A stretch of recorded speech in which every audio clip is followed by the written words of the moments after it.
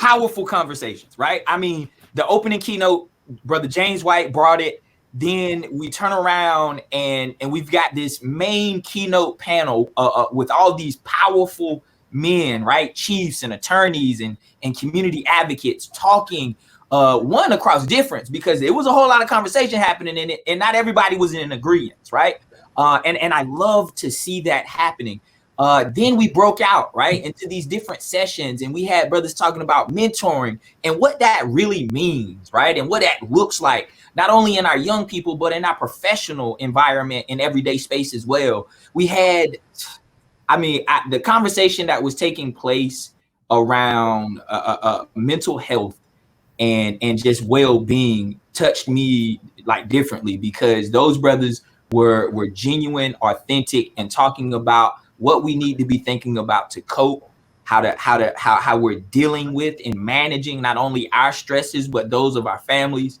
I mean, I could go on and recap the entire thing. I had Representative Zach Hawkins, Leonardo, Mark Woodson, good friends of mine, all in the business, the state of Black business and leadership panel, talking about just right now the resources that exist, but not only the resources, but then what are those tangible things? What are those things that we need to be doing as a community to lift one another up and support Black business, right? Then I transition, because I promise y'all I'm in all of these spaces at once. I transition over and I'm listening, right, to the conversation that's taking place in the last panel, and I'm like, I'm done. Like I don't know what else to do as far as community philanthropy, right? Like what do we, like, how do we give back, right, while being Black? How we support each other, right? How we stop looking for everybody else to support us and start finding unique ways to band together to support one another, pool our time, our talent, our treasures, as Brother Darrell said. But look, Dr. Turner, this ain't my space, this yours. So I'm gonna step aside so you can introduce our last closing keynote. But before that, I just got to say again, thank you all so much for hanging in there with us through the technical difficulties, getting logged in and all of those things. This is the first of so many opportunities that will exist for us to connect virtually. I truly do wish we were able to spend time and be in this space together. But, you know, this thing called COVID-19 says otherwise. But I am hopeful that we will be back together sharing space soon. And without further ado, Dr. Turner. All right. Thank you, Greg. And to all the attendees, as I put in the chat notes, I hope you have your notebooks and that you have been attentive, not only in listening to the information, but that you have a notebook full of action items that you can take with you. Let us reflect just a moment on the theme that Brother Hedgepath has chosen and his committee has chosen for this year, the Black Lens Symposium, setting the record and agenda straight. And so we've heard from significant presenters this morning and this afternoon on that particular theme. And you have now been empowered. But we're going to yield the floor to our closing speaker to help bring all of this together and give us even more by which we will be challenged to try to fulfill this agenda, fulfill the idea and the concept of setting the record and agenda straight. It's early in 2021, and we have the time, we have the resources, we're being given information now that we can take and blend all of this together so as to create a platform of how we can move forward. So our closing speaker for the day is none other than Brother Donald Thompson, CEO, diversity champion, and an author. Brother Thompson comes to us with 2 decades of experience leading firms. Donald Thompson is a thought leader on goal achievement, influencing company culture, and driving exponential growth. He has successfully grown and sold several technology and marketing firms to international corporations. Since becoming CEO, Walk West has been reorganized by Incorporated 5000 as the fastest growing marketing firm in North Carolina in 2018, 2019, and 2020. As a certified diversity executive, he conducts workshops with C-suite executives who are looking to develop, expand, and optimize their diversity, equity, and inclusion practices. Brother Thompson has written several books and is a weekly contributor for WRAL Tech Wire. So without further ado, we want to now welcome CEO, diversity champion, and author, Brother Donald Thompson.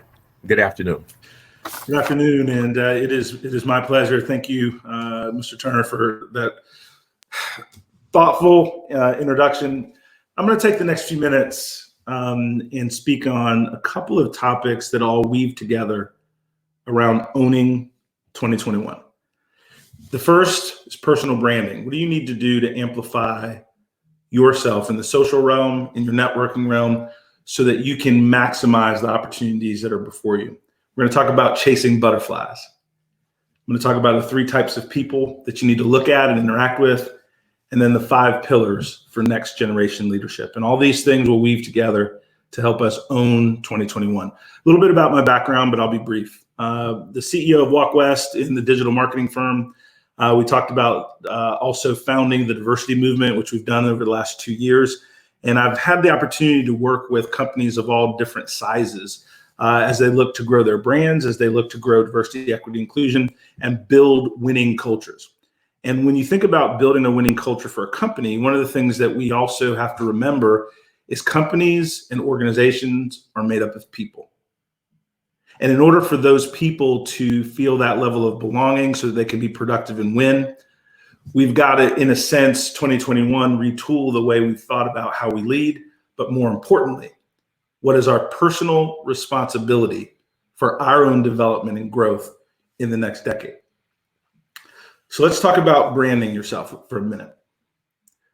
We all have things that we do that allow us to move forward. You may be excellent in business development. You may be technical. You may be a great creative writer. You may be excellent in the realm of mentoring and motivating the youth. You may have a very strong educational background and understand the learning and development. Whatever that superpower is, you have to create an awareness in the business environment. What are you known for? What is that thing that you do that's better than anyone else? When we think about football, for example, every year there's an award that is given to the top football player in the country. It is called the Heisman Trophy. Now, this isn't a football talk, but it is something to be said when you are the best of the best, something to be said when you are known for that thing that you're better than the others. What is that for you? And then when you understand those superpowers that you have, those things that you bring to the table, how are you sharing that with others? A lot of people use social media, for example, to rant and rave on the latest political swing or not. That's fine, right? Social media is great for family orientation and different things. That's fine. Social media is great to catch up with old friends, but social media is also great for you to develop your personal voice around what you stand for, what you believe in, and how you can help others move the needle in their business. Social media can help you build your brand, and it is not, when you think about your network, when you think about people that you know, that's one way to grow. I've heard the phrase from a friend of mine, your network is your net worth. Powerful. But it's not so much who you know, it's who knows you. Because when people know you, what you're good for, what you're good at, what you can move the needle in business-wise. For example, if somebody knows that Donald Thompson is a business owner and better than anyone else in the country, I can take businesses from 0 to $1 million and have a programmatic way of doing that, have done it multiple times in businesses. If somebody's building a startup and they know that I can help them get that first $1 million of revenue and moves from survival to profitability to exponential growth, then they'll call me for that thing that I'm known for. So what we have to decide in 2021 is, what do we want to amplify about our skills so that we become known for something that can move the needle for people, businesses, and nonprofit. The second thing, chasing butterflies.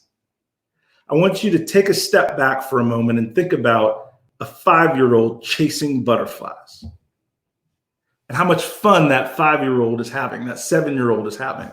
And it brings a smile to your face. But it's not cool or cute when you're 45 chasing butterflies because you don't have specific, measurable, meaningful goals that you're going after. One of the most important things that we can do to own 2021 is know what we're trying to accomplish. And because I have very focused business goals, because I have very focused goals in what I want to do in terms of growing and mentoring other leaders, it allows me to know what to say no to. Because if somebody asks something of me, but it doesn't align with the goals that I need to accomplish for my businesses, for my shareholders, for my family, it's easy to say no. It allows me to focus my time, attention, and energy on those things that allow me to grow in an exponential way. But more importantly, it allows me to have the time, effort, and energy to be helpful, to be useful, to be powerful in the arena that I'm supposed to play in. Chasing butterflies is good when you're 5.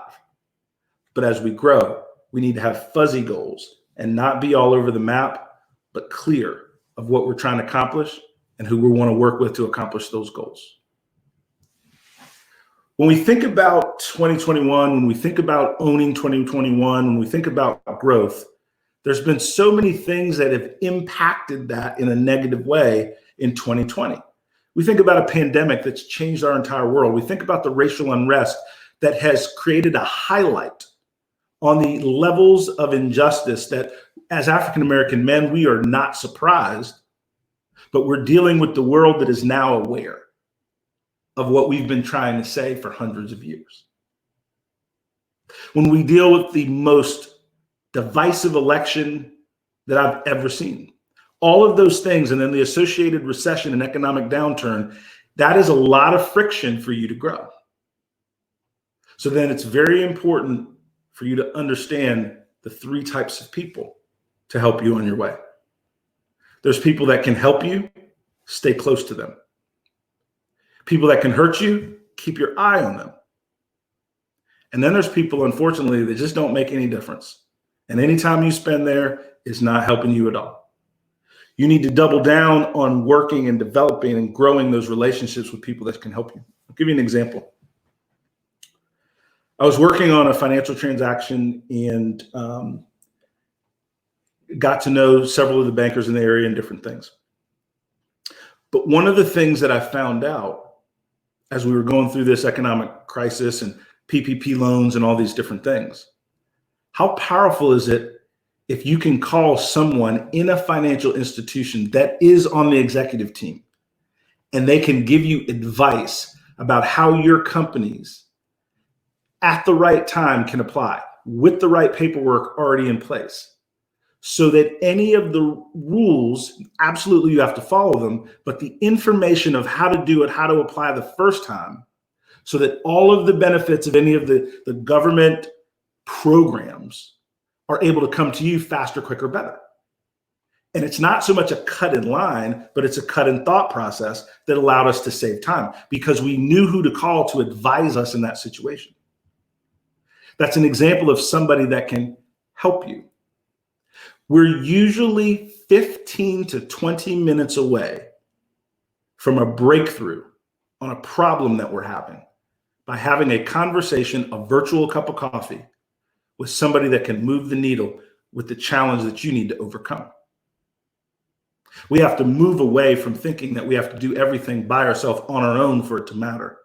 It is, how do you create that collective brilliance together so that we all lift one another up and use our collective areas of strength for that common good, for that common growth. When I think about leaders, people a lot of times will ask me,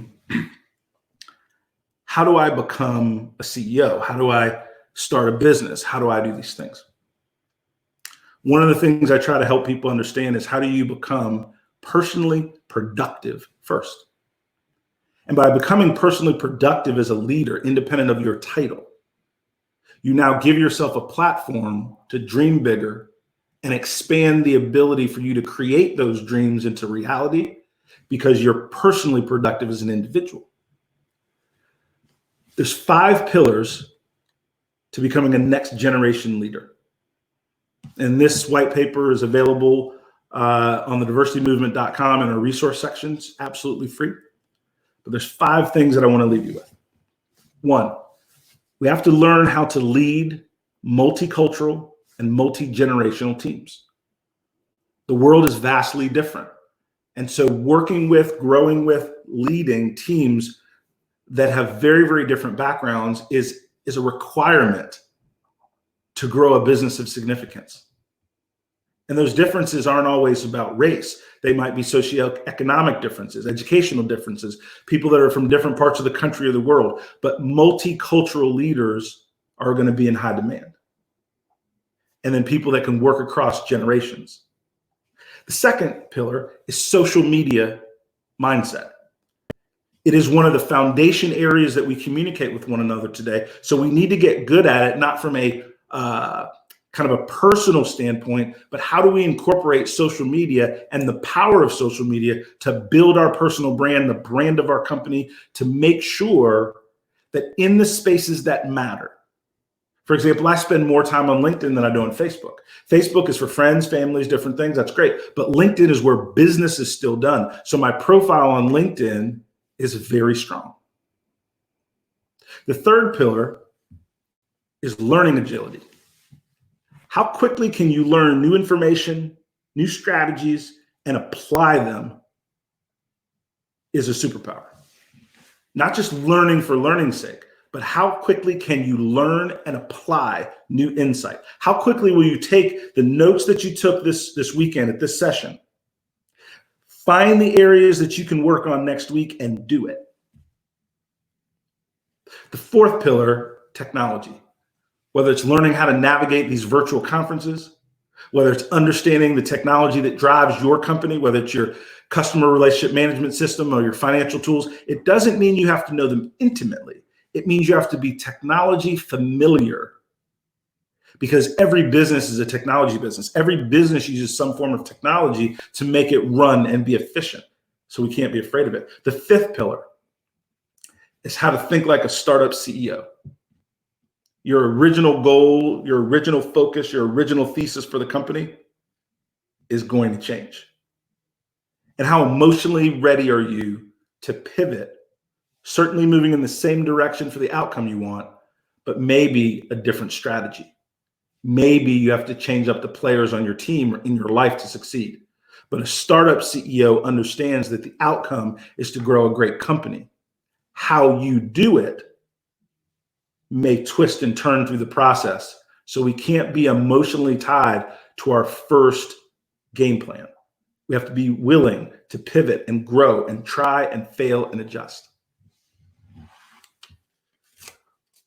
One of the last things that I'll share with you is a characteristic that I see in the successful people that I've really been fortunate to work with and grow with. They're all competitive learners. They view learning new information, insight, new relationships as a foundational step in achieving the greatness that they desire. There's a humbleness that comes to those of us that are competitive learners, because that means that we're willing to learn from somebody that might be an intern, a PhD, an engineer, a lawyer. I learn from all the people that I come in contact with.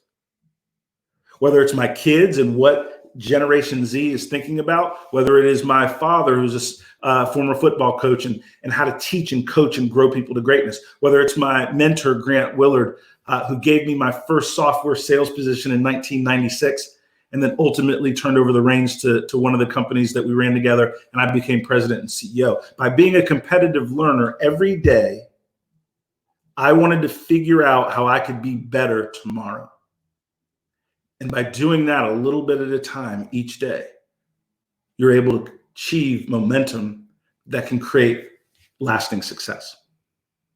The final thing that I'll share, and then we'll bring back the team and create some opportunities for questions. And, you know, having grown companies from zero to millions of dollars, to having sold companies to larger corporations, one of the things that I've found is that we make success seem more complicated than it is. But the component that never changes is your willingness to work while you wait and prepare for that home run opportunity for you in your life. When you choose wisely who you spend time with, and you're ruthless, and I use the word ruthless, with who you spend time with. One of the things that I'm very thankful for and grateful for is I've been able to surround myself with team members, teammates, boards that are not always telling me how great I am at what I do, but their critiques are to help build me up so that I can become great at some point in the future. And so it's been very, very important to me as a business leader, and I'll share with you, that when you surround yourself, your circle, that intimate group of people that you allow in that safe space, that you listen to, that you want to grow with, that you realize the naysayers are there for a reason. They're to teach you who not to listen to and who not to spend time with. That you're looking for people that want to help you grow, that want to open doors for and with you, and that want to be a part of your story by helping you win faster than you would have on your own. I'm absolutely grateful for having the opportunity to speak with you today. I want to give you an opportunity for some resources that I think can be helpful in terms of entrepreneurship, in terms of team building. You can go to my website at donaldthompson.com, and there are a lot of free resources, micro videos on leadership, on diversity, equity, inclusion. And then you can go to our firm, thediversitymovement.com, for organizations that we work with and support in terms of multicultural leadership. Success is not a guarantee. Success is something that has to be worked for. But here's what's really cool. Independent of all of the things that are happening in our country that might not be the way they should be, we have more opportunity than we ever have before. I'm not naive. It doesn't mean that my heart rate doesn't go up if I get pulled over by a police officer, just like you. What it does mean is this. A lot of times we spend our creative energy talking about looking out for who's against us. What I've tried to do through my career is seek, find, and develop relationships with those people that are for me. And by doing that, when I meet someone that's against me, I'm better prepared. I have an army of friends, resources to combat that negativity. And then I spend my time in a joyful progression to my success versus negative dialogue that's circular, going round and round. I want to thank Substantial Media and Greg Hedgepeth for inviting me to speak with you all today. I encourage you to keep up with Substantial Magazine. Greg's going to put in the chat how you can stay in touch and subscribe to premium content that they're developing. As leaders, he is coalescing an organization of men and women that are bringing knowledge to us to help us grow, eliminate our personal excuses of why we can't, and moving us forward with the things that we can and should do together. Greg, team, I'm going to turn it back over to Dr. Turner, and we'll keep it going from there. Thank you so much. Wow. First and foremost, I want to say a huge thank you, like for your delivery, for your words. Dr. Turner is going to be coming back up to share in this just kind of Q&A moment with you. But you know me, I've always been a fan. I'm a huge fan. I love the fact that you are the president and CEO of a meet. Like it's just, you know, being in this communications and public relations marketing space, like, you know, you are what I aspire to be, right? Aspire to be. So I appreciate you so much. I'm going to step aside and let Dr. Turner speak with you for a moment, and then I'll be back, guys, with some closing remarks. Sounds good, my friend. All right. Thank you, Greg. And again, Brother Thompson, it's great to see you in year 2 of this symposium. As Greg says, and it goes without saying, how much you are appreciated and all that you do. And so talking about all that you do, how would you tell our audience that you got started in this path, the diversity and inclusion, as an expert? Yeah, expert is an interesting designation. One of the things is, like many of us, we have life experience in this walk, right? And what we're doing better now is sharing those experiences with a broader group of people that are now more open-minded, right? And that's what the moment is, I think. It's not that the experiences are new. It's that the experiences are now caught on video. It's that the experiences are now leading the news versus swept under the rug. And so moving into this space and wanting to create a professional delivery in terms of diversity and equity inclusion and really move the needle with executives, one of the things I had to do is I had to go get some training. Yeah. Because I had the perspective as an African-American male, but I didn't understand the full spectrum of DEI, right? Where you're talking about sexual orientation, where you're talking about socioeconomic, where you're talking about disabilities. And so I became a certified diversity executive about a year ago and went to several weeks of courses and training. Had to take a 3-hour exam, do a project, a very, very rigorous, set of training, so that now I can speak strongly across the DEI portfolio, in addition to my life experience as an African-American male, being the only one in the room many times. Excellent.